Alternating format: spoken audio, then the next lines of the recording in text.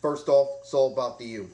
Today in the fifth part of the 12-part series of our 2010 opponents, I'll talk about our biggest rival, the Florida State Seminoles, who come into Sun Life Stadium on October 9th. Some background on the Noles. They went 7-6 last year under former coach Bobby Bowden. Now, that's hard to say, former coach Bobby Bowden. They finished up by sending Bowden out a winner, winning in the Gator against West Virginia 33-21.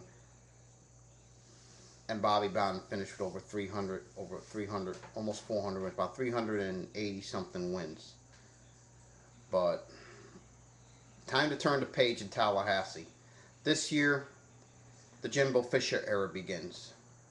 And Jimbo has a daunting task of having to replace a legend the way Bobby Bowden was in Tallahassee. I mean, this, like I said, it's tough to replace anybody, let alone a legendary coach who's won almost 400 games the way Bowden did in both West Virginia, and for over 300 of those in Tallahassee. But that will be the task for Jimbo to try and replace a legend, which is never easy. You never want to be the guy to replace a legend. On offense, Jimbo will have some weapons to work with. I mean, they do return Heisman candidate Christian Ponder at quarterback, and their most experienced running back returns in Jermaine Thomas, who had 832 yards and 9 touchdowns in 2009, and the rest of their backfield's loaded.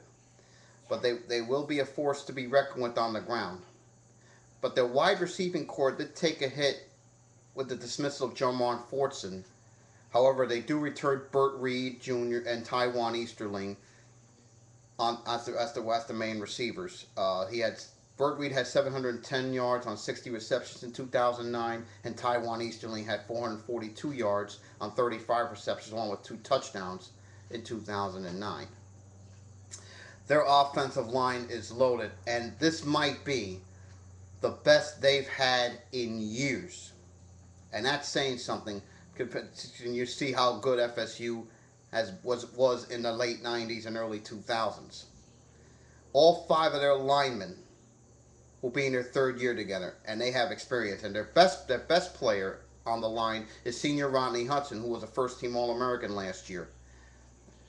And this line will be absolutely dangerous. They will open holes, and they will give Ponder time to throw.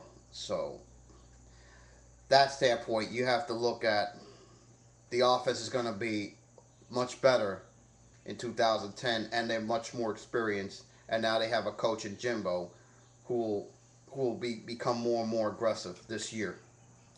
Defensively, it's tough to replace Mickey Andrews. I mean, the longtime defensive coordinator at FSU, but he's gone now, and the new coordinator's in a guy that's very familiar to us Cane fans, and that would be Mark Stoops, who comes over from Tucson to lead the defense in Tallahassee back to prominence. And he's going to have some tough tasks. In 2009, last year, the defensive line of Florida State allowed opponents to rush for over 200 yards a game. If they want to return to glory, that needs to be shored up considerably. But they do return 2 players from last year's line in senior Marcus White and sophomore Jacoby McDaniel. And with the depth they have here, this should be a lot better putting pressure on the quarterback and stopping the run. Their linebacking core is very good, with the return of senior Kendall Smith and junior Nigel Bradham. And then you add Jeff Luke to the mix. This is a core that's going to give opposing coordinators fits this year, and it's going to be very good for the next 1 to 2 years. Their secondary is the Noles' weakest link, specifically at safety. Now, the only returning starter at safety is sophomore Nick Moody, who had 33 tackles in 2009. But after that, there's a big drop-off. The rest of those players are underclassmen, and with little game experience to boot. Now, at cornerback, they're a little better, even though they lost Patrick Robinson to graduation and the NFL draft. They do return senior Kochu Genji, who had 4 interceptions and 31 tackles in 2009, junior Deontay Allen, who had 15 tackles in 2009, and sophomore Greg Reed, who was a major impact player as a freshman last year, with 23 tackles and 2 interceptions. Overall, their defense should be better under Mark Stoops in 2010 than it was under Andrews in 2009. Bottom line, we'll know a lot about FSU on 9/11 at Oklahoma. But when I look at their schedule, and I took a look at it last night, I believe FSU will win 10 games this year, especially in a weak division as the Atlantic is. This is a division I think they will win in 2010 and get to Charlotte. They have the talent to get it done. The question is, do they have the coaching to get the Noles to 10 wins? Like I said, we will know a lot about this team on 9/11 at Oklahoma. We will know a lot how much improvement they have really shown.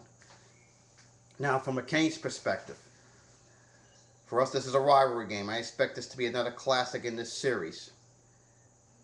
We know in the past few years it's always been close, and this year I expect it to be no different. I think this will come down to the end as it usually does, and I believe we'll find a way to win another close game against the Noles. I really think it's at home. And when you look at this series, it always comes down to whoever has more rushing usually wins this ball game.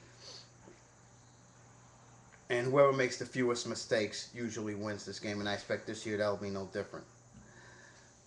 Well, now that's it on the Noles. And tomorrow I will turn to a team that has given us fits the last few seasons, the Duke Blue Devils.